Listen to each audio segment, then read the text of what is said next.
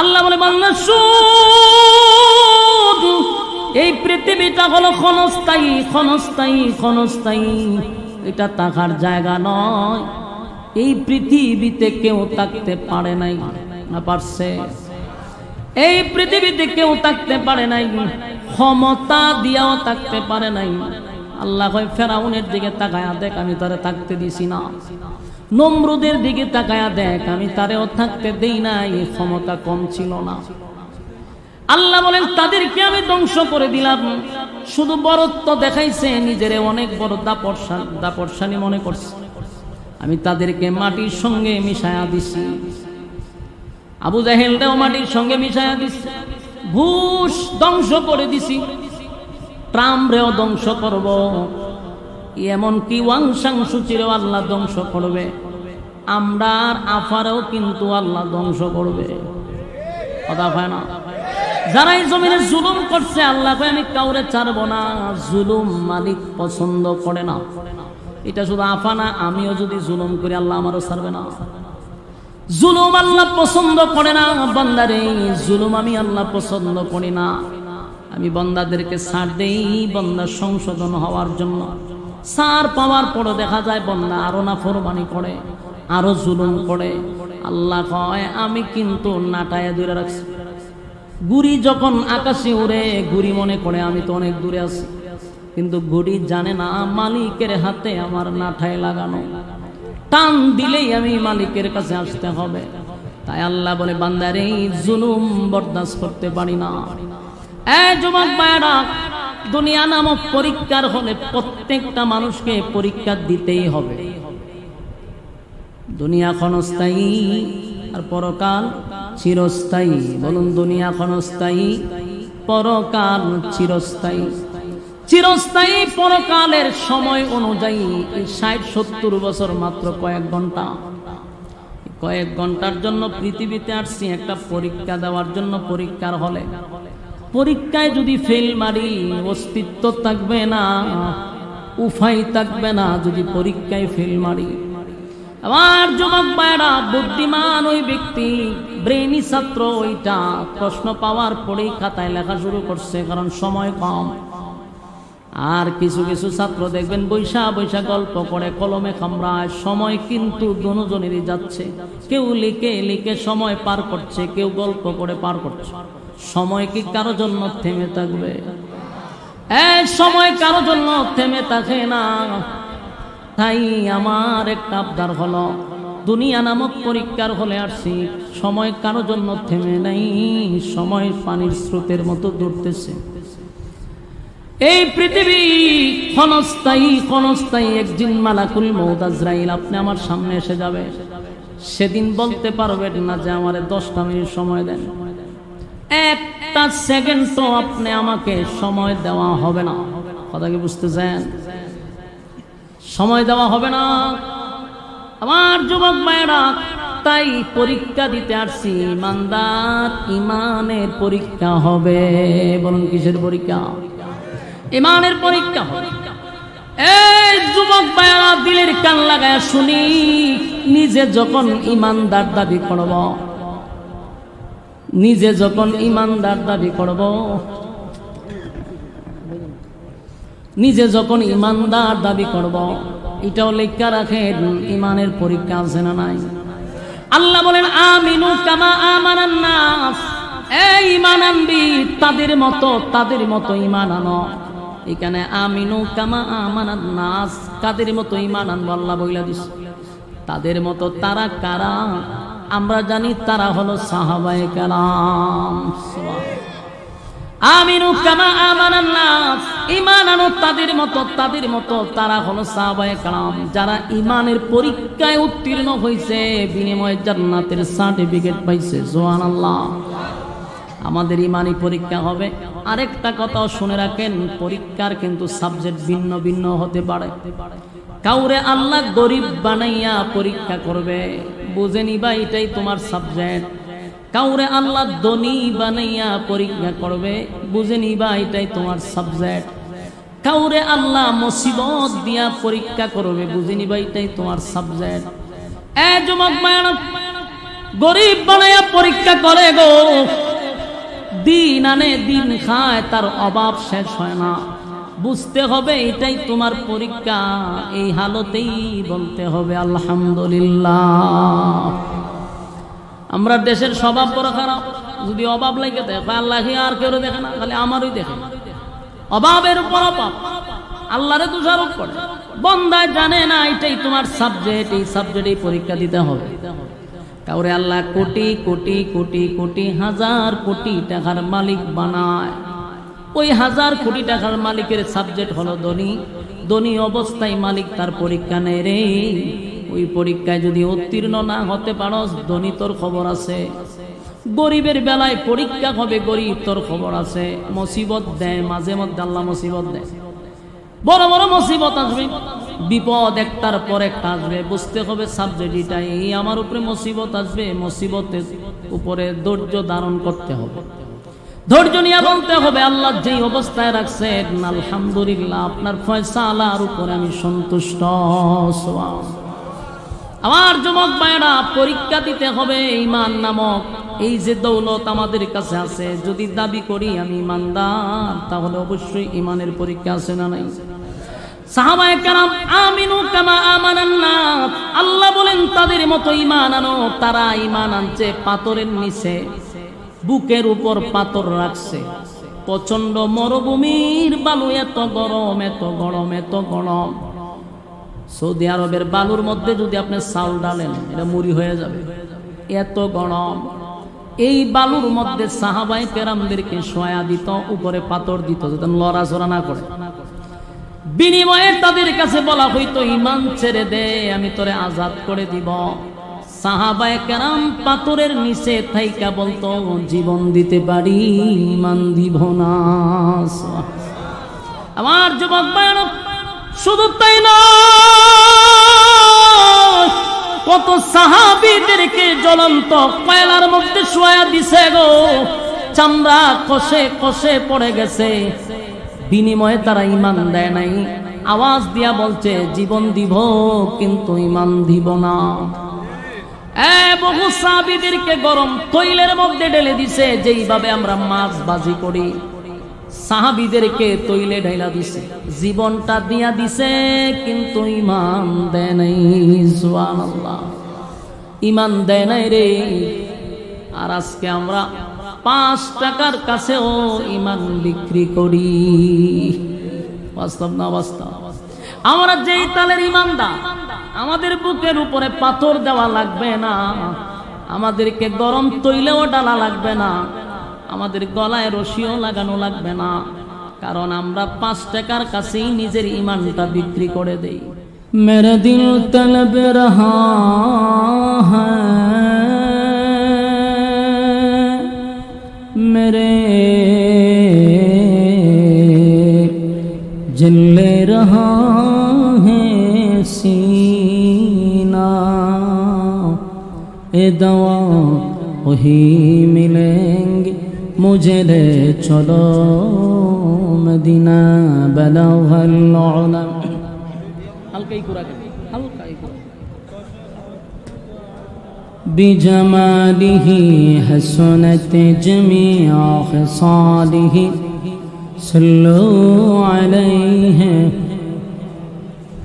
Medina Medina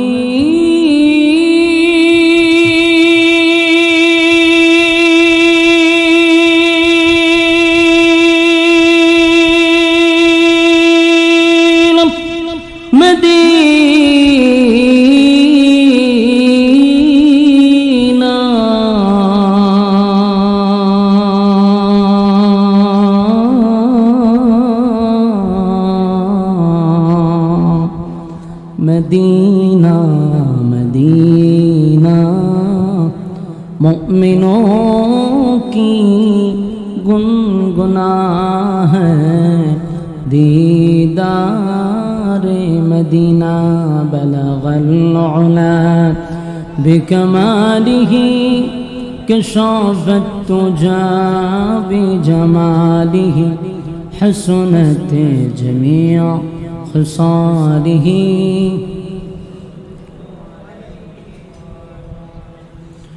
জিকিরে বাতিল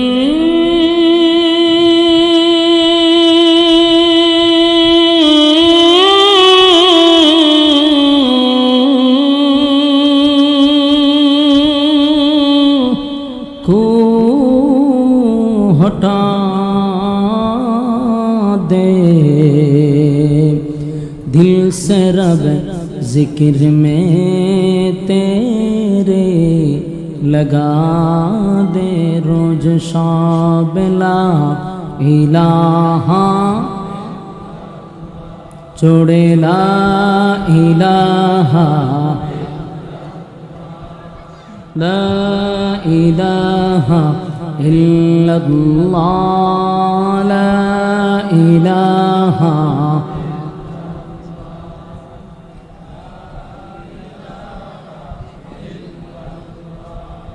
ला इलाहा इल्लल्लाह ला इलाहा ला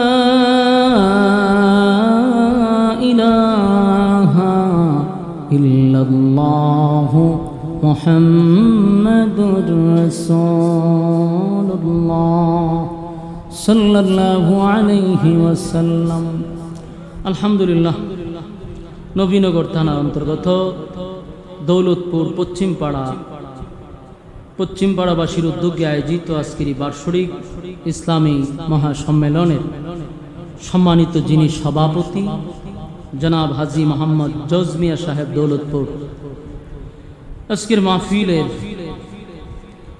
যিনি আমার আগে ওয়াজ করেছেন প্রধান আকর্ষণ, আমার অত্যন্ত মহব্বতের বন্ধুবর হজরত মৌলানা রায়হান উদ্দিন আনসারী সাহেব দামাত বরকাতুহুম, ওয়াজ করেছেন হজরত মৌলানা সৈফুর রহমান বাশার সাহেব, হজরত মৌলানা জহিরুল ইসলাম সাহেব, হজরত মৌলানা মঈনুদ্দিন সাহেব, পরিচালনায় আছেন আব্দুর রহিম মোল্লা সাহেব সহ দিগার অতিথিবৃন্দ, মুআজ্জাজ মুকাররম হযরত উলামায়ে কেরাম।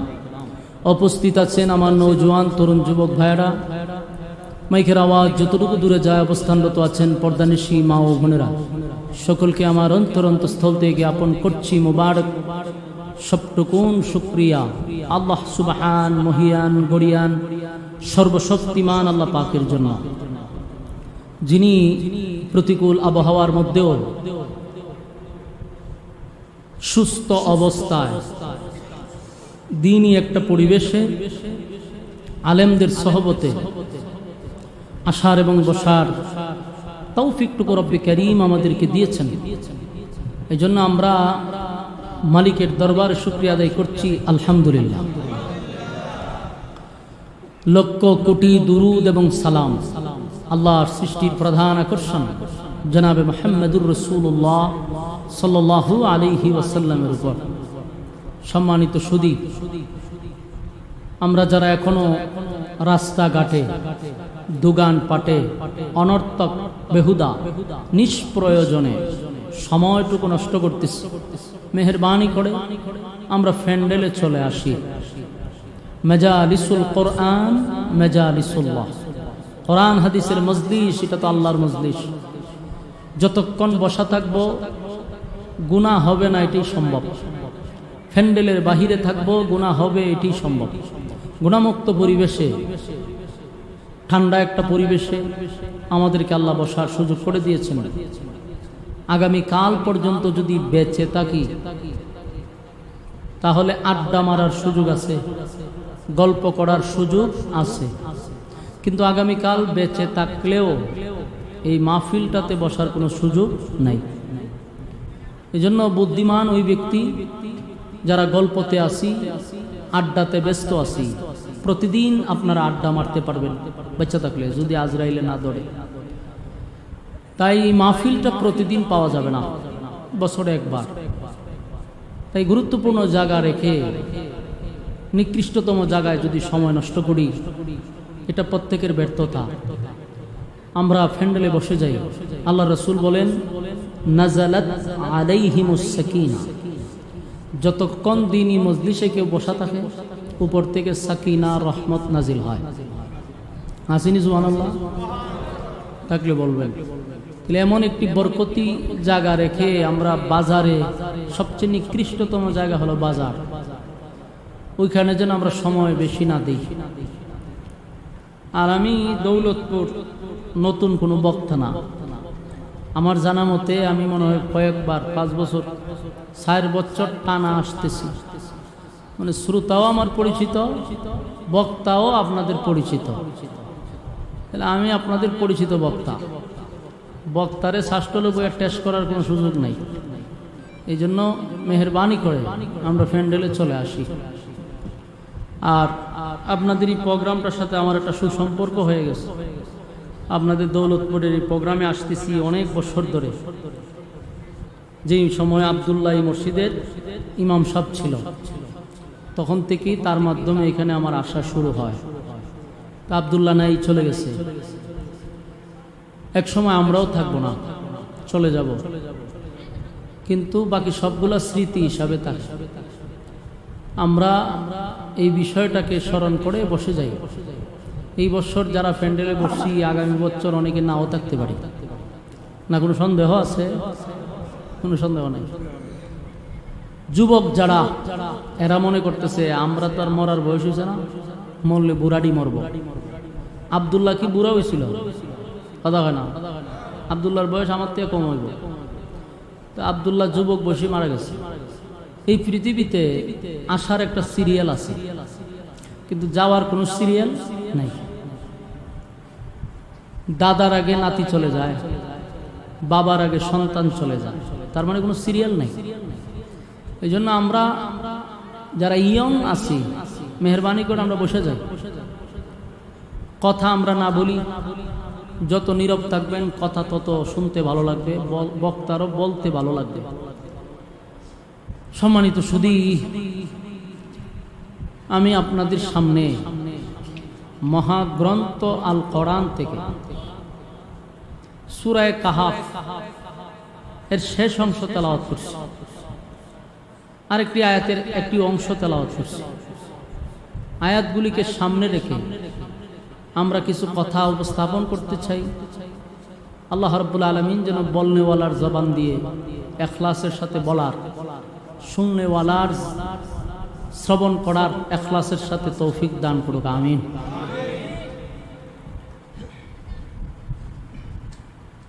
সবচেয়ে বড় আশ্চর্যের ব্যাপার হলো, চতুর্দিকে বৃষ্টি হইতেছে, কিন্তু এখানে বৃষ্টি নেই। আমি ব্রাহ্মণবাড়ি হইয়া, চান্দুরা হইয়া চতুর্দিক ঘুইরা এরপর আসছি। প্রথম গেছি শাহবাজপুর। এটা তো আমাদের একটা জাতীয় জ্যাম। যদি কোনো কুইজ প্রতিযোগিতায় আসে যে বাংলাদেশের জাতীয় জ্যাম কোথায়, লিখে দিবেন যে ব্রাহ্মণবাড়িয়া বিশ্বরোড। এটা জাতীয় পর্যায়ের হয়ে গেছে। এত লেখা, এত ভিডিও আমরা দিতেছি, আমি তো প্রায় সময় লেখালেখি করি।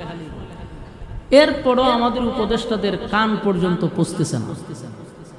এটা নিয়ে কোনো চিন্তাই নাই। অথচ এই জামটা, এই যে জ্যাম লাগছে, এটা সর্বোচ্চ 1 সপ্তাহের ভিতরে, আমি যদি বলি আমার দায়িত্বদের 1 সপ্তাহ সোজা করলাম। 1 সপ্তাহ লাগবে না। যে সমস্ত গর্তগুলো আছে, এই গর্তগুলাতে পাথর দিয়ে আপাতত, যেহেতু কাজ চলমান, পাথর দিয়া বালু দিয়া রাখলেই গাড়িগুলা ডাবতেছে না। এটা এইভাবে রাখছে, মানে গাড়ি ডাবতেছে, গাড়ি পড়ে যেতেছে, জ্যাম বাঁচতেছে, বাস চলতেছে। কোনো মা বাপ নাই, প্রশাসনও কোনো দায়িত্ব পালন করতেছে না। আগে প্রশাসন দায়িত্ব পালন করতে পারত, কারণ প্রতি গাড়ি পিছ থেকে মনে করেন 150 টাকা যা যে মুট করে দিয়ে নিচে দায়িত্ব পালন করছে। কারণ এখন সরকারের টাকায় তাদের চাকরিতে হয় না, এক্সট্রা লাগে। এক্সট্রা নাই, কাজও নাই। এইভাবে যদি চলতে থাকে একটা দেশের অবস্থা, তাহলে পরিস্থিতি কি ভালো হবে? আমি না হয় অসুবিধা নাই, অ্যাম্বুলেন্স থাকলে, রুগী থাকলে তো রাস্তা দিয়ে মারা যাবে। এই যে রুগীটা মারা গেল, এটা দায়ভার কার?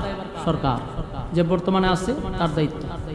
আজকে 1.5 বছর হয়ে গেছে, এখন পর্যন্ত তাদের দৃষ্টি ব্রাহ্মণবাড়িয়া বিশ্ব রোডে পড়ে না। এখন দেখলাম কিছু ইট লই আইছে, ইট বিছাই দিতেছে। যেই পরিমাণ লোডের গাড়ি যায়, ইটের তলে, গাড়ির চাকার তলে ইট পড়লে ইট থাকবো? বুদ্ধি দেখেন। যাই হোক, এরপরেও যদি ইট দিয়েও যদি মানুষের ভোগান্তি কমে, তাও মানুষ একটু শান্তি পাবে। এত বলার পরেও এদিকে কেউ কোনো নজর দিচ্ছে না। দেখেন রাতের 12টার সময় প্রোগ্রাম কইরা আর আপনার বৈরবে বাড়ির যেতে সর্বোচ্চ আমার লাগতো 1 ঘন্টা, 1:30টার ভিতরে বাড়িতে পৌঁছে যেতাম। ওখানে আশুগঞ্জের ব্রিজ থেকে নিয়ে বাড়ির যেতে আমার সকাল 10টা বাজছে। 1.5 ঘন্টার রাস্তা, সারা রাত শেষ। প্রতিদিন হইতেছে, প্রতিদিন। কালকে ফজর তো বাড়িতে গেছে, প্রতিদিন এরকম চলতে আছে। আল্লাহ আমাদেরকে এই সমস্ত ইয়ত থেকে হেফাজত করুক, আমিন। দেশে শান্তি দান করুক, আমিন। শান্তির তালাশে এত বড় বিপ্লব হইল, কিন্তু শান্তি আমরা ভালো নাই। সম্মানিত সুধী, আমি আপনাদের সামনে যে আয়াতে কারিমা তেলাওয়াত করছি, এই আয়াতে আল্লাহ রাব্বুল আলামিন 2টা শর্ত দিছে। 2টা শর্ত দিয়া একটা সুসংবাদ দিছে। মনোযোগ দিয়ে যদি শুনেন ভালো লাগবে। আয়াতে শর্ত কয়টা? আপনারা একটু আওয়াজ দিতে কত, আপনারা আমার সাথে যদি হ্যাঁ না এটি বলেন তাহলে আমার কথা বলার আগ্রহ বাড়বে। আর যদি চুপ করে বয়ে থাকেন তাহলে কথা বলার আগ্রহ নষ্ট হবে। মানে আপনারা কোনটা চান? আগ্রহ বাড়তো নি, তাহলে আপনার মুখটা টুকুল তুইব। শর্ত কয়টা? এইভাবে আওয়াজ দিবেন। 2টা শর্ত, একটা সুসংবাদ। আমরা যদি 2 শর্ত মানি, আল্লাহ একটা সুসংবাদ দিচ্ছে। শর্তটা কি এবং সুসংবাদটা কি আমরা আস্তে আস্তে ইনশাআল্লাহ শুনব। আল্লাহ আমার আয়াতের শুরুতেই বলেন, ইন্নাল্লাযীনা আমানু ওয়া আমিলুস সালিহাতি কানাত লাহুম জান্নাতুল ফিরদাউসি নুজুলা। আল্লাহ বলেন 2টা শর্ত তোমরা যদি মানতে পারো, আমি তোমাদেরকে যে সুসংবাদটা দিব, সুসংবাদটা হইল জান্নাতুল ফিরদাউসের মেহমান বানাবো। জান্নাত কয়টা? কয়েকজনে করতে পারছে, কিন্তু যেই সমস্ত ফুলাভান ইউটিউব ফেসবুকে গাড়াগাড়ি করে, এরার খবর নেই। এরা আছে টিকটক লইয়া। ইসলামের মৌলিক কিছু বিষয় আমাদের জানা দরকার। যেমন 8টা জান্নাত আছে, 7টা জাহান্নাম আছে। ইসলামের খলিফা এবং জান্নাতি সার্টিফিকেট প্রাপ্ত সাহাবী কয়জন, এই বিষয়গুলো আমাদের জানা দরকার, যুবকদের জানা দরকার। তো জান্নাত হলো 8টা। এর মধ্যে সর্বোচ্চ ভিআইপি যে একটা জান্নাত আছে, এটার নাম হলো জান্নাতুল ফেরদাউস। এটা সর্বোচ্চ এবং ভিআইপি। এটার মধ্যে আপনার বেশি নেক আমল ছাড়া ঢোকা সম্ভব না। মানে ভিআইপি লোকরা এটার ভিতরে ঢুকবে, যাদের আল্লাহর সাথে বেশি সম্পর্ক, আল্লাহর সাথে বন্ধুত্ব, এরা ভিআইপি জান্নাত। আল্লাহ আমাদেরকে শর্ত দিছে মাত্র 2টা, কিন্তু এত ভিআইপি জান্নাতটার মেহমান আল্লাহ বানায় দিবে, ঘোষণা দিয়ে দিছে। 2 শর্তের বিনিময়ে আমি তোমাদেরকে জান্নাতুল ফেরদাউসের মেহমান বানাবো। আল্লাহ হয় আমি মেজবান হব, আল্লাহ নিজে মেজবান হবে আর আমাদেরকে মেহমান বানাবে। মেজবান মেহমান বুঝেননি?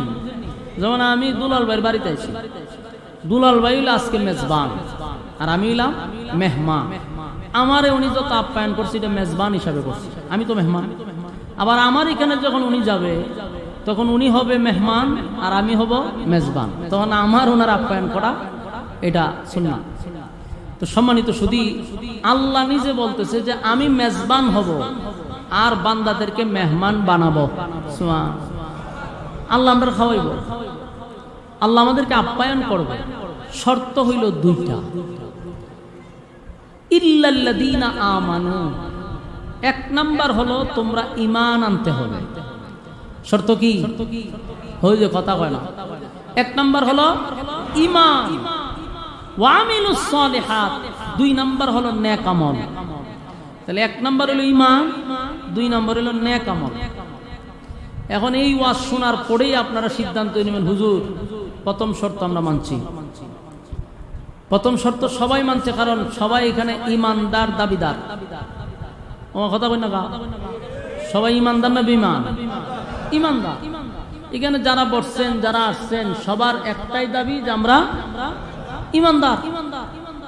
তাহলে প্রথম শর্ত তো আপনি আমি মানছি, আমাদের দাবি অনুযায়ী আমরা ঈমানদার।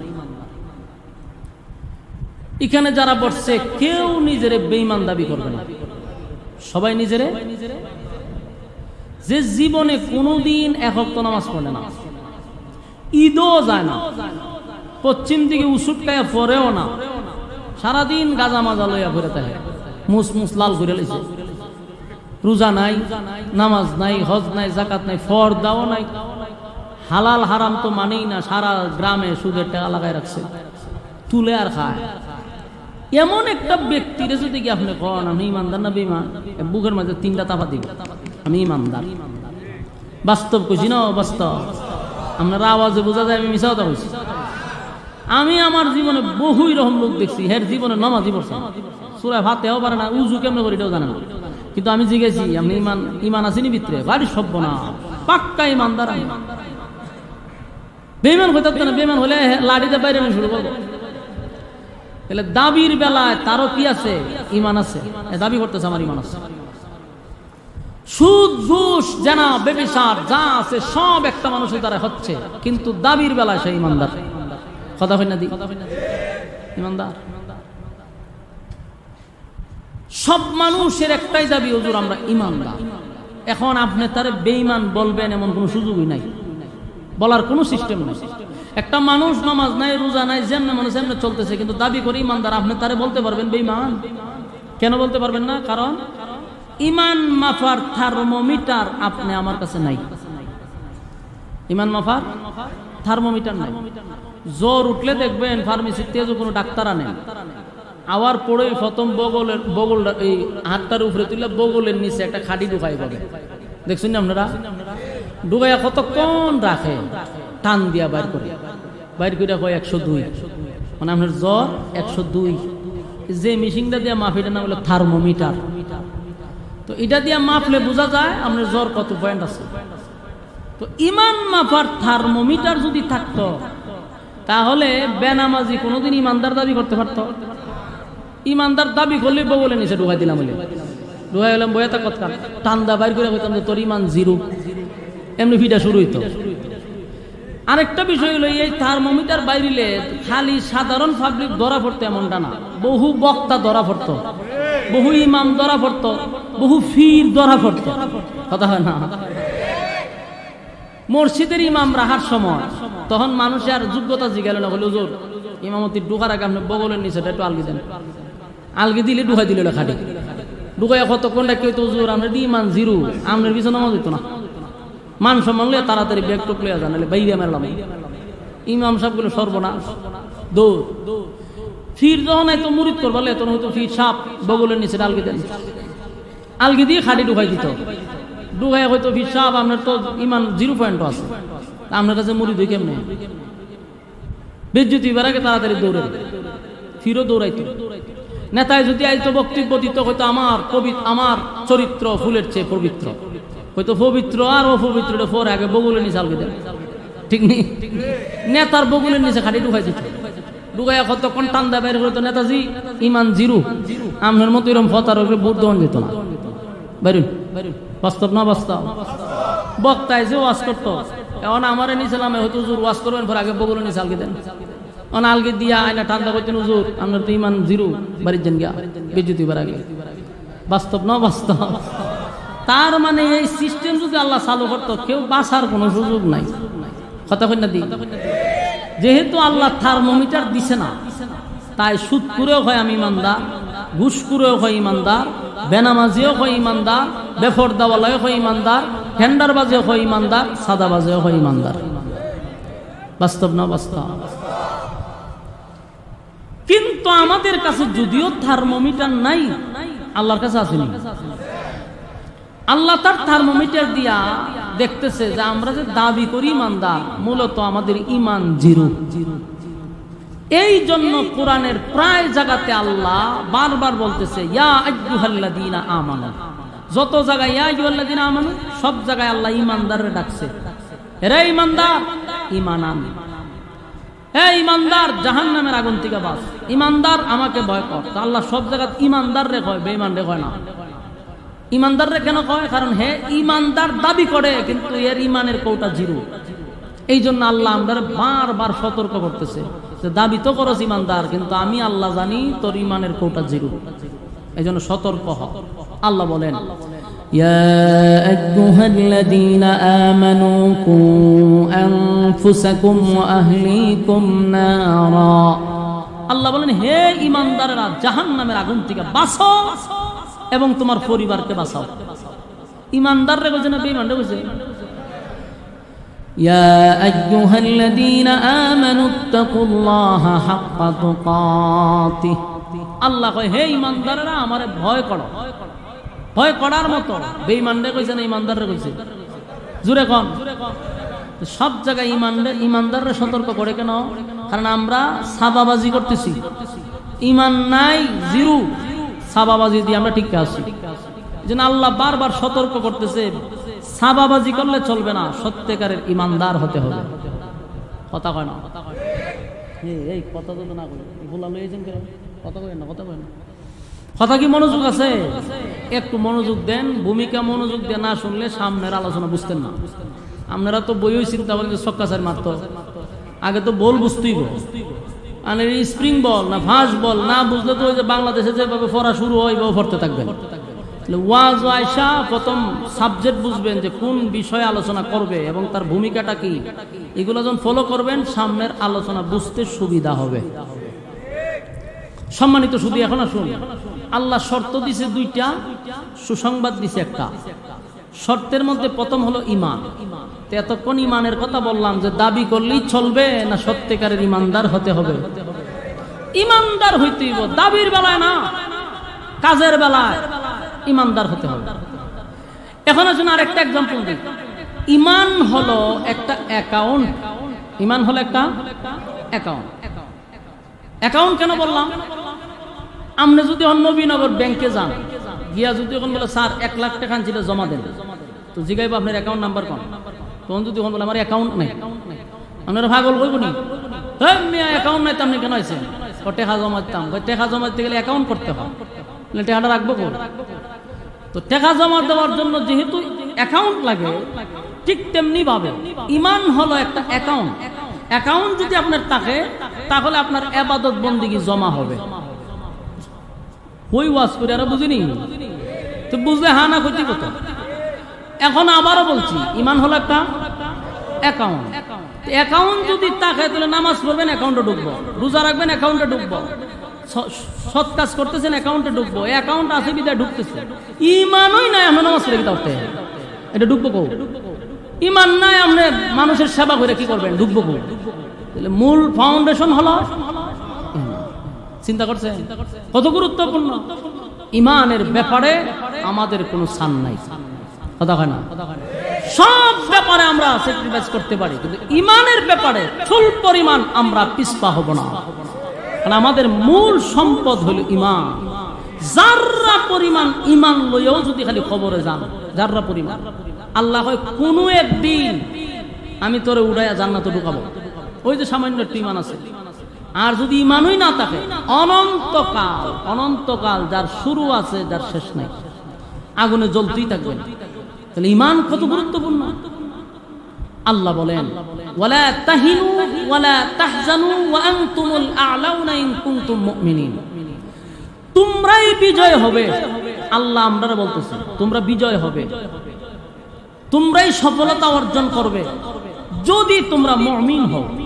যদি তোমরা মুমিন হও, ঈমানদার হও, তাহলে বিজয় তোমাদের কাছে আসবে। সম্মানিত সুধী, তাহলে আমরা দুইটা শর্ত পাইলাম, একটা সুসংবাদ পাইলাম।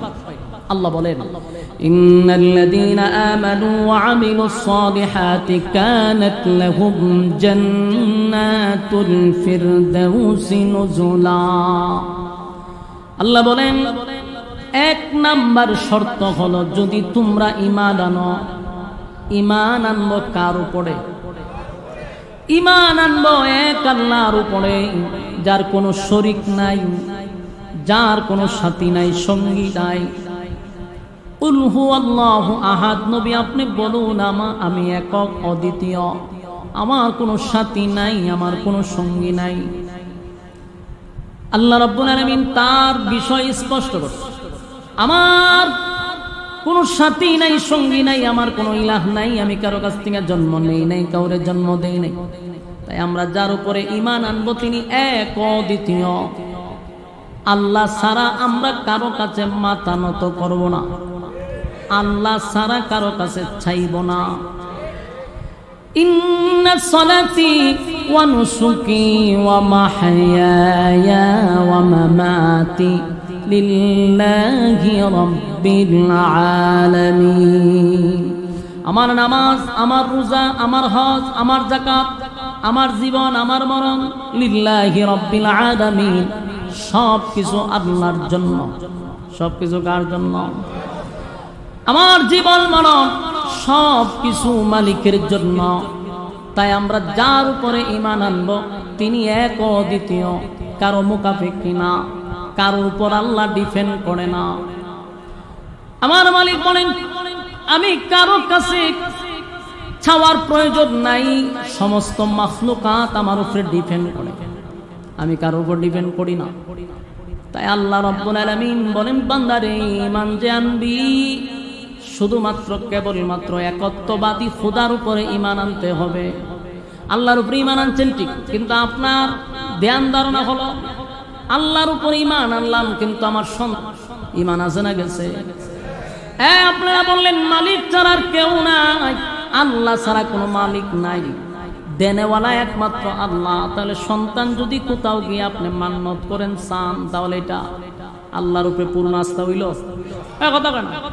সন্তান দেওয়ার মালিককে, সন্তান দেওয়ার মালিক আল্লাহ। তাই চাইতে যদি হয় আল্লাহর কাছে দোয়া করবেন, রব্বি হাবলি মিনাস সালিহিন, আল্লাহ আপনি আমাকে একটা নেককার সন্তান দান করেন। দোয়া করতে হবে মালিক এমন একটা সন্তান আপনি আমারে দেন যেই সন্তানের মাধ্যমে আপনার দ্বীন প্রতিষ্ঠিত হয়, আপনার দ্বীন প্রতিষ্ঠিত হয়, যেই সন্তানের দিকে তাকাইলে আমার কলিজা ঠান্ডা হয়। এই কথাগুলি মালিকের কাছে গভীর রজনীতে জায়নামাজে বৈশা যদি আপনি চাইতেন, আমার আল্লাহ আপনাকে সন্তান দিত। কিন্তু মানুষ এমনটা হয়ে গেছে, লাল শালুর কাছে গিয়া এক ডেক খিচুড়ি দিয়া হয় বাবা সন্তান নাই। এই যে আপনি বাবার কাছে চাইলেন, মালিক বেজার হয়ে গেছে, বান্দারে আমি আল্লাহ বুঝি সন্তান দেওয়ার মালিক না। চাইলি বাবার কাছে, মালিক বলেন সব তো বরদাস্ত করি, কিন্তু একটা বিষয় আমি বরদাস্ত করতে পারি না, এটা হলো আমি আল্লাহ ছাড়া যদি বান্দা কারো কাছে চায়, এটা আমি সহ্য করতে পারি। দুনিয়ার সব গুনাহ মাফ হয় গো, কিন্তু শিরিক নামক গুনাহটা আল্লাহ মাফ করে না। সাবধান সাবধান, ঈমান আমাদের সবচেয়ে বড় সম্পদ। এই সম্পদ যদি একবার কারো কাছ থেকে চলে যায়, দুনিয়াও বরবাদ, পরকালও বরবাদ, কোনো কাজে আসবে না আপনার, সব ধ্বংস হয়ে গেল। ছোট ছোট কথার মাধ্যমে ঈমান যায়। যেমন আমরা দেশে অনেক মানুষ বলে আমার ছেলেটা যদি বিদেশ না যাইতো না খাইয়া মরতাম, এরকম কথা হয় নাই? অনেক মানুষ বলে শ্বাসকল চা খায়, রফুলাটা বিদেশ না গেলে উভয় আছেন না, বুঝে গেলাম বলে না খাইয়া। আল্লাহ বেজার হয় এই কথাগুলির দ্বারা, আল্লাহ বেজার হয়। ফার্মেসিতে গিয়া কয় আপনার ওষুধ না খাইলে কালকে বুকের ব্যথায় মারা গেলাম বলে, বোঝা গেল ফার্মেসির ওষুধ খাওয়ার পরে আপনি ভালো হয়েছে, অথচ ভালো করছে কে? এই জন্য ছোট ছোট কথাগুলি বলার সময় সাবধান। ছোট কথার মাধ্যমে ঈমান চলে যায়। আল্লাহ বলেন প্রথম নাম্বার শর্ত হলো ঈমান। যদি তোমরা ঈমান আনো, আমি আল্লাহ ওয়াদা দিলাম জান্নাতুল ফিরদাউসের মেহমান বানাবো। তাহলে ঈমান আনতেই হবে। এখন প্রশ্ন হলো ঈমান যে আমরা আনছি, যদি সত্যিকারের ঈমানদার আপনি আমি হয়ে থাকি, তাহলে লিখে রাখেন কসম খোদার, ঈমানদারের উপরে ঈমানি পরীক্ষা হয়। ঈমানদারের উপরে ঈমানের পরীক্ষা হবে। পরীক্ষা ছাড়া আপনাকে জান্নাতে ঢুকতে দিবে না, কারণ এই দুনিয়াটাই হলো একটা পরীক্ষার হল। আল্লাহ বলে বান্দা শুন, এই পৃথিবীটা হলো ক্ষণস্থায়ী, ক্ষণস্থায়ী, ক্ষণস্থায়ী, এটা থাকার জায়গা নয়।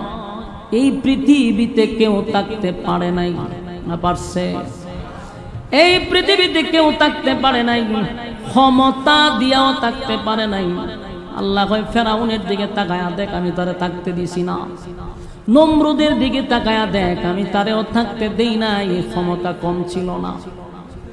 আল্লাহ বলেন তাদেরকে আমি ধ্বংস করে দিলাম। শুধু বরত্ব দেখাইছে, নিজের অনেক বড় দাপটশালী মনে করছে। আমি তাদেরকে মাটির সঙ্গে মিশায়া দিছি। আবু জাহেলটাও মাটির সঙ্গে মিশায়া দিছি। ঘুষ ধ্বংস করে দিছি। ট্রাম্পরেও ধ্বংস করব, এমনকি ওয়াংসাং সুচিরেও আল্লাহ ধ্বংস করবে। আমরা আফারেও কিন্তু আল্লাহ ধ্বংস করবে। কথা হয় না? যারা এই জমিনে জুলুম করছে, আল্লাহ আমি কাউরে ছাড়বো না। জুলুম মালিক পছন্দ করে না। এটা শুধু আফানা, আমিও যদি জুলুম করি আল্লাহ আমারও ছাড়বে না। জুলুম আল্লাহ পছন্দ করে না। বান্দারে জুলুম আমি আল্লাহ পছন্দ করি না। আমি বান্দাদেরকে ছাড় দেই বান্দা সংশোধন হওয়ার জন্য। ছাড় পাওয়ার পরও দেখা যায় বান্দা আরো নাফরমানি করে, আরো জুলুম করে। আল্লাহ কয় আমি কিন্তু নাটায় ধরে রাখছি। গুড়ি যখন আকাশে উড়ে, গুড়ি মনে করে আমি তো অনেক দূরে আছি, কিন্তু গুড়ি জানে না মালিকের হাতে আমার নাঠায় লাগানো। টান দিলেই আমি মালিকের কাছে আসতে হবে। তাই আল্লাহ বলে বান্দারে জুলুম বরদাস্ত করতে পারি না। এই যুবক ভাইরা, দুনিয়া নামক পরীক্ষার হলে প্রত্যেকটা মানুষকে পরীক্ষা দিতেই হবে। দুনিয়া ক্ষণস্থায়ী আর পরকাল চিরস্থায়ী। বলুন, দুনিয়া ক্ষণস্থায়ী, পরকাল চিরস্থায়ী। চিরস্থায়ী পরকালের সময় অনুযায়ী ৬০-৭০ বছর মাত্র কয়েক ঘন্টা। কয়েক ঘন্টার জন্য পৃথিবীতে আসছি একটা পরীক্ষা দেওয়ার জন্য। পরীক্ষার হলে পরীক্ষায় যদি ফেল মারি, অস্তিত্ব থাকবে না, উপায় থাকবে না। যদি পরীক্ষায় ফেল মারি, আমার যুবক ভাইরা, বুদ্ধিমান ওই ব্যক্তি, ব্রেনি ছাত্র ওইটা প্রশ্ন পাওয়ার পরেই খাতায় লেখা শুরু করছে, কারণ সময় কম। আর কিছু কিছু ছাত্র দেখবেন বৈশা বৈশা গল্প করে, কলমে কামড়ায়। সময় কিন্তু দুজনেরই যাচ্ছে। কেউ লিখে লিখে সময় পার করছে, কেউ গল্প করে পার করছে। সময় কি কারো জন্য থেমে থাকবে? এই সময় কারো জন্য থেমে থাকে না। তাই আমার একটা আবদার হলো, দুনিয়া নামক পরীক্ষার হলে আসছি, সময় কারো জন্য থেমে নাই। সময় পানির স্রোতের মতো দৌড়তেছে। এই পৃথিবী ক্ষণস্থায়ী, ক্ষণস্থায়ী। একদিন মালাকুল মউত আজরাইল আপনি আমার সামনে এসে যাবে। সেদিন বলতে পারবেন না যে আমারে 10টা মিনিট সময় দেন। একটা সেকেন্ড তো আপনি আমাকে সময় দেওয়া হবে না। কথা কি বুঝতেছেন? সময় দেওয়া হবে না আমার যুবক ভাইরা। তাই পরীক্ষা দিতে আসছি। ইমানদার, ইমানের পরীক্ষা হবে। বলুন, কিসের পরীক্ষা? ইমানের পরীক্ষা হবে। এই যুবক ভাইরা, দিলের কান লাগায় শুনি। নিজে যখন ইমানদার দাবি করব, নিজে যখন ইমানদার দাবি করব, নিজে যখন ইমানদার দাবি করব, এটাও লেখা রাখেন ইমানের পরীক্ষা আছে না নাই? আল্লাহ বলেন আমিনু কামা আমানান নাস। এই ঈমান আনবি, তাদের মতো ঈমান আনো। এখানে আমিনু কামা আমানান নাস, কাদের মতো ঈমান আনবো আল্লাহ বইলা দিছে। তাদের মতো তারা কারা? আমরা জানি তারা হলো সাহাবায়ে কেরাম। আমিনু কামা আমানান নাস, ঈমান আনো তাদের মতো তারা হলো সাহাবায়ে কেরাম, যারা ঈমানের পরীক্ষায় উত্তীর্ণ হয়েছে, বিনিময়ে জান্নাতের সার্টিফিকেট পাইছে। সুবহানাল্লাহ। আমাদের ঈমানি পরীক্ষা হবে। আরেকটা কথাও শুনে রাখেন, পরীক্ষার কিন্তু সাবজেক্ট ভিন্ন ভিন্ন হতে পারে। কাউরে আল্লাহ গরিব বানাইয়া পরীক্ষা করবে, বুঝে নিবা এটাই তোমার সাবজেক্ট। কাউরে আল্লাহ ধনী বানাইয়া পরীক্ষা করবে, বুঝে নিবা এটাই তোমার সাবজেক্ট। কাউরে আল্লাহ মুসিবত দিয়া পরীক্ষা করবে, বুঝে নিবা এটাই তোমার সাবজেক্ট। এ যুবক ভাইরা, গরিব বানাইয়া পরীক্ষা করে গো, দিন আনে দিন খায়, তার অভাব শেষ হয় না। বুঝতে হবে এটাই তোমার পরীক্ষা। এই হালতেই বলতে হবে আলহামদুলিল্লাহ। আমরা দেশের স্বভাব বড় খারাপ। যদি অভাব লাগে দেখে আল্লাহ আর কেউ দেখে না, খালি আমারই দেখে। অভাবের উপর অভাব, আল্লাহরে দোষারোপ করে। বান্দা জানে না এটাই তোমার সাবজেক্ট, এই সাবজেক্টে পরীক্ষা দিতে হবে। কাউরে আল্লাহ কোটি কোটি কোটি কোটি হাজার কোটি টাকার মালিক বানায়, ওই হাজার কোটি টাকার মালিকের সাবজেক্ট হলো ধনী। ধনী অবস্থায় মালিক তার পরীক্ষা নেয় রে। ওই পরীক্ষায় যদি উত্তীর্ণ না হতে পারো, ধনী তোর খবর আছে। গরিবের বেলায় পরীক্ষা হবে, গরিব তোর খবর আছে। মুসিবত দেয় মাঝে মধ্যে, আল্লাহ মুসিবত দেয়, বড় বড় মুসিবত আসবে, বিপদ একটার পর একটা আসবে। বুঝতে হবে সাবজেক্ট এটাই, এই আমার উপরে মুসিবত আসবে, মুসিবতের উপরে ধৈর্য ধারণ করতে হবে, ধৈর্য নিয়ে বলতে হবে আল্লাহ যেই অবস্থায় রাখছেন আলহামদুলিল্লাহ, আপনার ফয়সালার উপরে আমি সন্তুষ্ট। আমার যুবক ভাইরা, পরীক্ষা দিতে হবে। ঈমান নামক এই যে দৌলত আমাদের কাছে আছে, যদি দাবি করি আমি ঈমানদার, তাহলে অবশ্যই ঈমানের পরীক্ষা আছে না নাই? সাহাবায়ে কেরাম আমিনু কামা আমানান নাস, আল্লাহ বলেন তাদের মতো ঈমান আনো। তারা ঈমান আনছে পাথরের নিচে, বুকের উপর পাথর রাখছে। প্রচন্ড মরুভূমির বালু, এত গরম এত গরম এত গরম। সৌদি আরবের বালুর মধ্যে যদি আপনি চাউল ডালেন, এটা মুড়ি হয়ে যাবে, এত গরম। এই বালুর মধ্যে সাহাবায়ে কেরামদেরকে শোয়া দিত, উপরে পাথর দিত যাতে লড়াচড়া না করে। বিনিময়ে তাদের কাছে বলা হইতো ঈমান ছেড়ে দে, আমি তোরে আজাদ করে দিব। সাহাবায়ে কেরাম পাথরের নিচে থাইকা বলতো জীবন দিতে পারি, ঈমান দিব না। আমার যুবক ভাইরা, শুধু তাই নয়, কত সাহাবীদেরকে জ্বলন্ত কয়লার মধ্যে শোয়া দিছে গো, চামড়া কষে কষে পড়ে গেছে। বিনিময়ে তারা ঈমান দেয় নাই, আওয়াজ দিয়া বলছে জীবন দিব কিন্তু ঈমান দিব না। বহু সাহাবীদেরকে গরম তৈলের মধ্যে ঢেলে দিছে, যেইভাবে আমরা মাছ ভাজি করি, সাহাবীদেরকে তৈলে ঢেলা দিছে, জীবনটা দিয়া দিছে, কিন্তু ঈমান দেয় নাই। সুবহানাল্লাহ, ঈমান দেয় নাই রে। আর আজকে আমরা 5 টাকার কাছেও ঈমান বিক্রি করি। বাস্তব না বাস্তব? আমরা যেই তালের ঈমানদার, আমাদের বুকের উপরে পাথর দেওয়া লাগবে না, আমাদেরকে গরম তৈলেও ডালা লাগবে না, আমাদের গলায় রশিও লাগানো লাগবে না, কারণ আমরা 5 টাকার কাছেই নিজের ঈমানটা বিক্রি করে দেই। কথা কই না আপনারা? আমার কথা কি শুনতেছেন?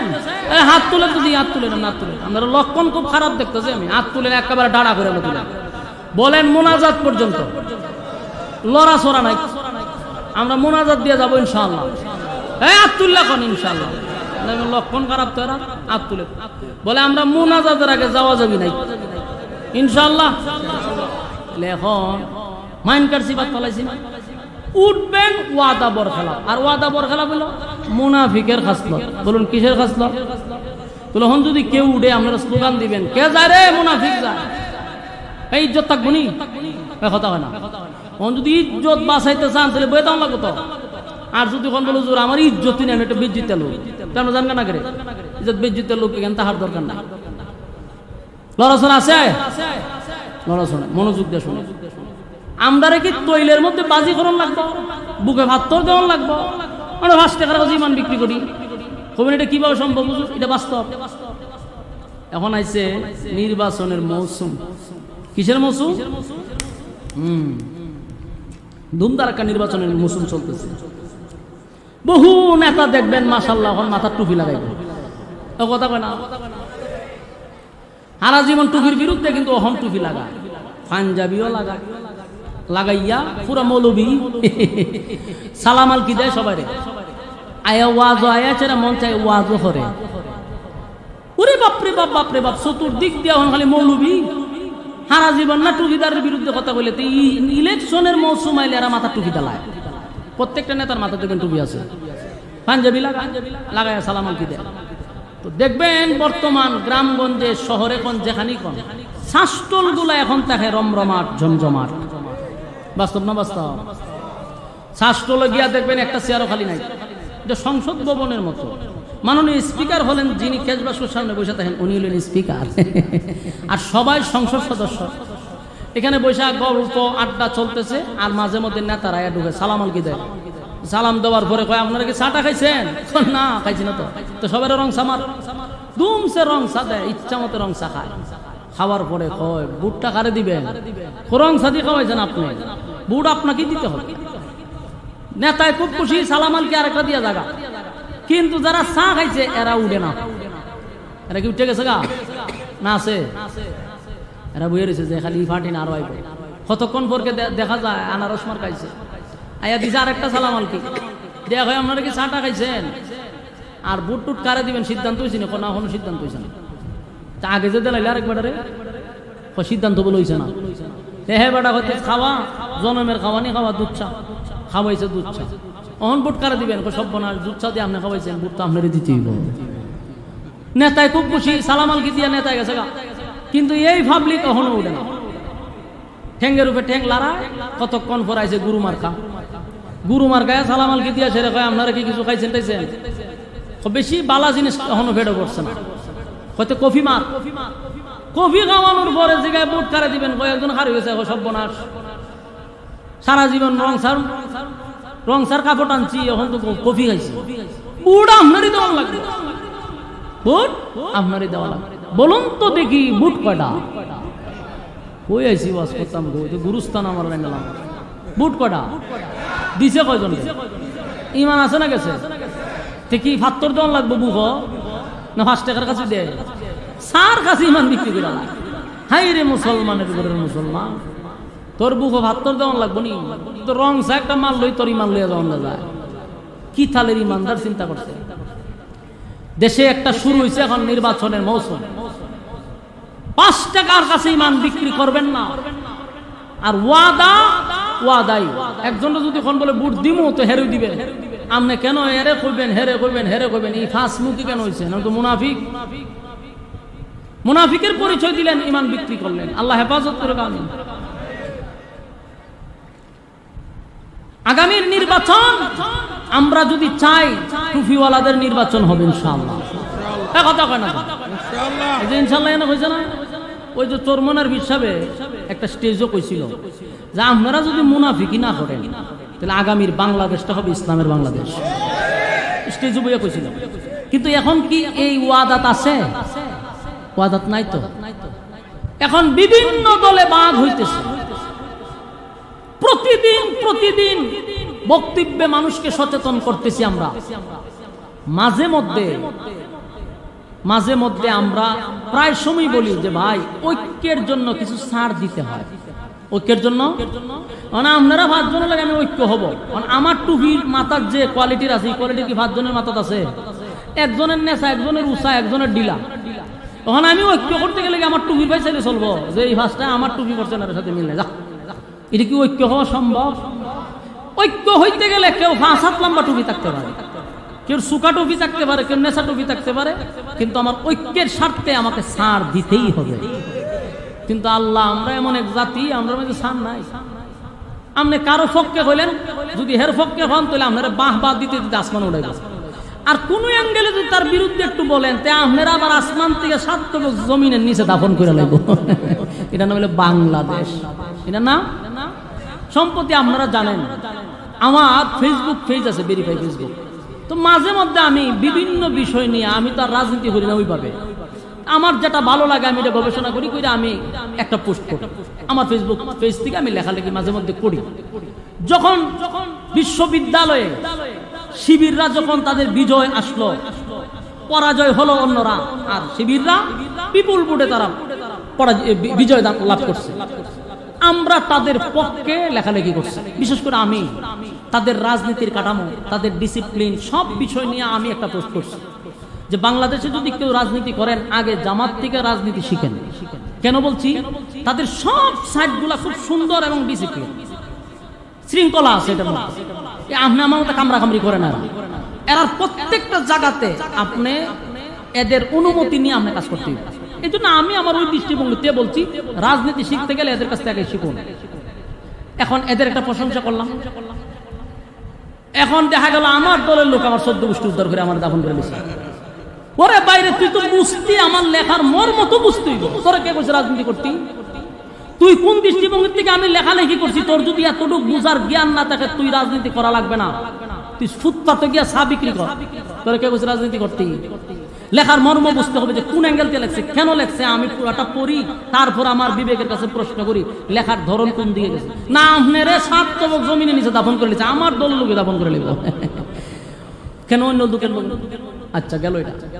গতকালকে আমার ফেসবুক পেজ থেকে আমি একটা পোস্ট করছি বিএনপির ভারপ্রাপ্ত চেয়ারম্যান তারেক রহমানকে নিয়ে। কেন পোস্ট করছি বোঝার চেষ্টা করেন। আমি প্রোগ্রাম করে আসার সময় ওনার একটা বক্তব্য শুনছি বিবিসি নিউজে, আগাগোড়া পুরোটা শোনার পরে আমার যে জিনিসটা সবচেয়ে ভালো লাগছে, যার কারণে ওনার প্রশংসা আমি করছি। এখন ওনার প্রশংসা করছি কি ওনার দলের লোক, আমি কথা হয় না, প্রশংসা কেন করছি, প্রত্যেকটা মানুষের একটা ভালো দিক আছে, সব মানুষের খারাপ না, কিছু কিছু মানুষের ভালো দিক আছে না নাই। আওয়ামী লীগ তো ফ্যাসিস্ট, সবচেয়ে খারাপ দল, কিন্তু আওয়ামী লীগের মধ্যে কি সব খারাপ ছিল? কিছু ভালো লোক ছিল না, আপনি অস্বীকার করতে পারবেন? বিএনপির আমরা সবাই করি এটা সাদাবাজি করে, দুর্নীতি করে, অনেক কিছু গালাগালি করি, বিএনপির মধ্যে কি ভালো লোক নাই? সাদাবাজি খালি বিএনপির মধ্যে হয়?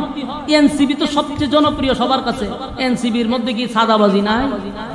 উপদেষ্টারাদের চেয়ারও বইয়া রয়েছে, এরা কি সাদাবাজি করতেছে না? এরা দেশের টাকা লুট করতেছে না? বাড়িব তো সব, আমার কথাগুলি রেকর্ড থাকুক। তাহলে আমি যদি একটা মানুষের ভালো দিকটা তুল্লা ধরি, আপনার বুঝার মতো ক্ষমতা থাকতে হবে। ছবি দেখতেই আমার 14 গোষ্ঠী উদ্ধার করা শুরু করছে, দালাল দালাল দালাল দালাল। তোরে কেটা বলছে ফেসবুক চালাইতি, তুই সারাদিন টিকটক থাকস, সারাদিন আখাম কুখাম দেখো, যেটা তুই থাক। তোরে কেটা বলছি এই সমস্ত লেখালেখি পড়তি, যাই লেখা পড়ার পরে তোর বুঝ নাই, তোর কে বলছে লেখালেখি পড়তি, আয়াল দালাল দালাল শুরু করেছে। আমি একটা দল করি জানেন, আমি আরেক দলের প্রশংসা করলে বুঝতে হবে এখানে কোনো একটা অ্যাঙ্গেল থেকে, কোন দৃষ্টিভঙ্গির থেকে, এটা বুঝতে হবে না? উনি এখানে যে জিনিসটা তুললা তোর সেটা হলো এই যে আমরা বলি উনার নেতা, উনার যে দলের যে কর্মীরা তাকে বানায়া দিছে বিপ্লবের মাস্টার মাইন্ড। দেখছেন না স্লোগান দেয় তারেক রহমান, আপনি জানেন কি বিপ্লবে কিতা 5ই আগস্টের নেতা আপনি অথবা মাস্টার মাইন্ড আপনি, বলেন এরকম স্লোগান। তো গতকালকে উনার কথা শুনে যখন ওনাকে সাংবাদিকরা প্রশ্ন করতেছে যে আপনি কি 5ই আগস্টের বিপ্লবের কি কোনো মাস্টারমাইন্ড ছিলেন, উনি বলছেন যে না, সারা বাংলাদেশের জনতাই ছিল এটার মাস্টারমাইন্ড, আমি মাস্টারমাইন্ড ছিলাম। এবং কারা কারা এটার মধ্যে অংশগ্রহণ করছে, এর মধ্যে একটা হলো মাদ্রাসার ছাত্রদের কথা বলছে। আমার এই জায়গাটা ভালো লাগছে। কেন ভালো লাগছে? এখন যতগুলো উপদেষ্টা বসছে, যতগুলো রাজনীতিবিদ আছে, সবাই যার যার ক্রেডিট নিয়ে চলে, কিন্তু কোনো আলেমদের ব্যাপারে তারা বক্তব্য দেয় না। আলেমরা যে রক্ত দিল, উলামায়ে কেরাম যে শাহাদাত বরণ করলো 5ই আগস্টে, এই কথাগুলি তারা সোশ্যাল মিডিয়ার সামনে বলতেই রাজি না, আলেমদেরকে সব সময় মাইনাস করে। আমার কাছে এই জিনিসটা ভালো লাগছে, যেটাই হোক একটা দলের সর্বোচ্চ নেতা, উনি যেহেতু বলছে মাদ্রাসার ছাত্ররা জড়িত ছিল, এই কথাটা আমার ভালো লাগছে, তাই আমি লিখছি। উনার কথাগুলি আমার কাছে ভালো লাগছে। উনি একজন রাজনীতিবিদ হিসাবে যে কথাগুলি তুলছে সুন্দর সাবলীল ভাষায়, সব কথাগুলি তুলে ধরছে। কিছু মাথা মোড়া আছে, একেবারে নিম্ন শ্রেণীর কিছু লোক আছে, এখানে এসে আমার দালাল হইয়া আমার 14 গোষ্ঠী উদ্ধার করে দিচ্ছে। কথা বুঝতেছে? ওই ব্যারিস্টার সুমন ছিল আমাদের সোনারঘাট মাতুবপুরের এমপি, নাম শুনছেন না? এমপি হওয়ার আরো 3 বছর আগ থেকে তার সাথে আমার একটা সুসম্পর্ক ছিল, এলাকা হিসাবে আমার বাড়িতে তার বাড়ি খুব কাছে, আমার সাথে সুসম্পর্ক, আমার সম্মান করতো, ভালোবাসতো। উনি আমার ওয়াজেরও বক্তা ছিল এবং আমার গজল আজানগুলি উনি শুনতেন। এই কারণে এক মাহফিলে গেছিলাম, পরে উনি আমার সাথে এমনি সম্পর্ক হয়। এমপি হওয়ার 3 বছর আগ থেকে, পরে হইল উনি এমপি। এখন সম্পর্ক যে 3 বছর আগে সেটা কি বাদ দেওয়া সম্ভব? এমপি তো পরে তখন উনার সাথে সম্পর্ক, উনি আমার ফোন টোন দেয়, ভালো বড় জিগায়। উনি এমপি হওয়ার পরে যে প্লাস পয়েন্টটা ছিল, আমার মাদ্রাসার মাহফিল এর আগের এমপি থাকতে মাহফিল করতে দিছেন আমার, বহু যুদ্ধ করে সংগ্রাম করে আমার মাহফিলটা করতে হয়েছে। আর এমপি যখন সুমন হলো তখন কইল কোনো অনুমতি লাগতো না মাহফিল করেন, কেটা বাধা দেয় আমার জানাই দেন। তা আমি লোকের দালালি করতাম না, তো তোর দালালি করতাম? এটা কি দালালি হয়ে গেছে?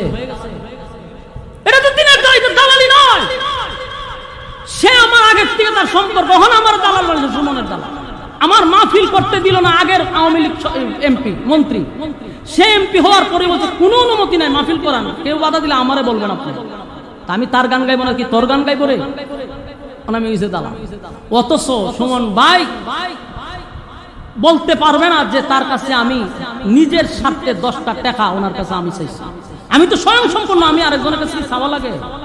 আমার চাওয়ার দরকার আছে। যেই পরিমাণ ইজ্জত আর সম্মান আপনারা দেন, এর চেয়ে বেশি সম্মান আর কি লাগে? তো এগুলা নিয়ে যে লেখালেখি করেন দালাল মালাল কইয়া, কার মাথায় কুড়াল মারতেছেন? এগুলা করলে কি ঐক্য হবে কোনোদিন? কথা কয় না। ঐক্য হইতে গেলে ছাড় দিতে হবে। ঐক্য হইতে গেলে যদি বাংলাদেশের সব টুপিওয়ালাই এক হয়, কসম খোদার এদেশে ইসলাম বিজয় হবে, এতে কোনো সন্দেহ নাই, কোনো সন্দেহ নাই। যদি আমি আপনার মন ঠিক থাকে, মুখে বললাম একটা, অন্তরে আর একটা, কোনদিন ইসলাম বিজয় হবে না। আমি আশরাফি 1 মাস ধরে ঐক্যের গান গাইতেছি, আর আমারে বানাই দিছে এখন বিএনপির দালাল। এদের কি পরিমাণ নিম্ন মন মানসিকতা চিন্তা করছেন, কতটুক নিম্ন মন মানসিকতা, আর কত কম শ্রেণীর মানুষ, নিম্ন শ্রেণীর মানুষ হইলে একজন আলেমকে যে কোনো দলের দালাল বানাই দিতে পারে। আল্লাহ আমাদেরকে সমস্ত হিংসার থেকে হেফাজত করে দাও। আমার যুবক ভাইরা, আমরার পিছনে মাটি নাই, পায়ের নিচে মাটি নাই, পিছনে দেওয়াল টিকে গেছে। বারবার আমরা টিস্যুর মতো ব্যবহার হচ্ছি। দিন শেষে উলামায়ে কেরাম আইনা করে যায়, দিন শেষে আমরা জেল খাটি, দিন শেষে আমাদের হাতের মধ্যে বেরি লাগানো হয়, অথচ আমরা প্রত্যেকটা দলের টিস্যু হই। আমি তো বারবার বলি, কারো পা ছাটার আমাদের দরকার নাই, খালি টুপিওয়ালা গুলার এক জায়গায় করে, কারো পা চাটতে হবে না। ওই দলের নেতারা আমাদের পা চাটতে বাধ্য হবে। মানে এদেশে 96% মুসলমান, এই দেশের মানুষ আলেমদেরকে সম্মান করে, ইমামদেরকে ইজ্জত করে। ইমামরা যদি ডাক দেয়, একটা মহল্লা একত্রিত হয়ে যায়, একটা ইসলামিক নেতা যদি ডাক দেয়, গোটা ডাহা শহর অচল হয়ে যায়। সেখানে অন্য দলের পা চাটার আমাদের কি দরকার? কিন্তু আমরা তো এক হইতে পারি না, যে টুপি লইয়া গতাগতি, পাঞ্জাবি লইয়া গুতাগুতি হয়, আর গলা খাটা না করে, এর কলার ওলা করে, এলেকে জায়গা দরবার। আল্লাহ আমাদের এই সমস্ত হিংসার থেকে হেফাজত করুক। আমার যুবক ভাইরা, ইসলামের ক্ষেত্রে, দিনের ক্ষেত্রে যদি আমি আপনি স্যাক্রিফাইস না করি, তাহলে আমাদের অবস্থা হবে মারাত্মক। মুসলমানদের আজকে অধপতন এর একটাই কারণ হলো ঐক্য থেকে দূরে সরে যাওয়া। মুসলমান আজকে মার খাইতেছে কেন জানেন? শুধুমাত্র ঐক্য না থাকার কারণে। আজকে 85% সম্পদ এখনো মুসলমানের হাতে, কিন্তু গোটা বিশ্বে মুসলমান মার খায়, মুসলমানরা একত্রিত হতে পারে না। ইরানরে মারলে সৌদি আরব ভেবে হাসে, হ্যাঁ? মুসলিম দেশ একজনে মারতেছে, এরা অস্ত্র দেয় কেন? সব মুসলিম রাষ্ট্র যদি এক হইতো, আমেরিকার বাপের ক্ষমতা আছে যে মুসলমানের উপর আক্রমণ করত, গাজাকে ধ্বংস করার সাহস থাকতো। যদি মুসলমানরা মুনাফিকি না করতো, এই আরব দেশগুলো যদি মুনাফিকি না করতো, তাহলে ইসরায়েলের একটা মা বোন, ফিলিস্তিনের একটা মা বোন আজকে এই বাংলাদেশ, এই পৃথিবীর থেকে তারা চলে যেতে পারতো না, রক্তাক্ত হইতো না, ধর্ষিত হইতো না, লাঞ্ছিত হইতো না, অপমানিত হইতো না, শুধু আমাদের মুনাফিকের কারণে। আল্লাহ আমাদের এই মুনাফিকের দিয়ে হেফাজত করে। আব্দুল্লাহ ইবনে সাবা পৃথিবীর সর্বপ্রথম মুসলমানদের ঐক্যের মধ্যে ফাটল ধরেছিল। আব্দুল্লাহ ইবনে সাবা মুসলমানের লেবাস নিয়ে, সে ছিল ইহুদি, কিন্তু লেবাসটা ছিল মুসলমানের। এই উসমান রাদিয়াল্লাহু তাআলা আনহুর খেলাফতের জিন্দেগি একটু পড়বেন, তাহলে পাইবেন যে মুসলমানের ফাটল কখন থেকে শুরু হয়েছিল। উসমানের খেলাফত থেকে যে মুসলমানের ঐক্য নষ্ট হয়েছে, আজকে পর্যন্ত মুসলমানদের মধ্যে আর ঐক্য হয় নাই। এর আগে মুসলমানরা গোটা পৃথিবী শাসন করছে, হযরত উমরের আঙ্গুলের ইশারায় অর্ধ পৃথিবী পরিচালিত হইত। কিন্তু উসমানের সময় 12 বছর শাসন করার পরে এই আব্দুল্লাহ ইবনে সাবা ইহুদি মুসলমানের বেশ দুইরা আইসা মুসলমানদের ঐক্য নষ্ট করছে। আজ ঐক্য হইল না, কাইল ঐক্য হইল না। যেদিন মুসলমানরা ঐক্য হবে, কসম খোদা এই জমিনে কালেমার পতাকা উড়বে, এতে কোনো সন্দেহ নাই। ঐক্য হইতে রাজি আছি ইনশাআল্লাহ? হ্যাঁ, কথা হয় না? আমরা যদি ঐক্য হই, বাংলাদেশে আর কেউরে গণার আমরা দরকার নাই, শুধু আমরা ঐক্য হয়ে গেলে। কিন্তু এখন তো কইছে ঠিক মাহফিলের পরে শেষ। বাস্তব না বাস্তব? আল্লাহ রাব্বুল আলামিন বলেন, আমিনু কামা আমানান নাস, আমিনু কামা আমানান নাস, তোমরা ঈমান আনো তাদের মতো যারা ঈমান আনছে। তারা হলো সাহাবায়ে কেরাম। আমার যুবক ভাইরা, ঈমানের পরীক্ষা দিতে গিয়া তারা তৈলের মধ্যে পর্যন্ত চলে গেছে, জ্বলন্ত কয়লার মধ্যে তারা চলে গেছে, বুকের উপর পাথর রাখছে, ঈমান ছাড়ে নাই। আর আমরা আজকে শাস্ত্র লেগে বিক্রি হয়ে যাই। এই জন্য আমি বলছি, রব্বে কারীম বলেন, বান্দারে শর্ত তো দিলাম মাত্র 2টা। এর মধ্যে একটাই হলো ঈমান, আর একটা হলো নেক আমল। ঈমানটা লইয়া যদি কবরে আসস, নেক আমল লইয়া যদি কবরে আসস, ওয়াদা দিলাম জান্নাতুল ফিরদাউস আমি তোদেরকে দিয়া দিব। সুবহানাল্লাহ। কিন্তু ঈমান নামক পরীক্ষা দিতে হবে, ঈমান নামক পরীক্ষা দিতে হবে। সুমাইয়া রাদিয়াল্লাহু তাআলা একজন মহিলা হইয়া ঈমানের পরীক্ষা দিছে। ফেরাউনের বউ আসিয়া ঈমানের পরীক্ষা দিছে। আমার যুবক ভাইরা, ঈমানের পরীক্ষায় তারা উত্তীর্ণ হইছে।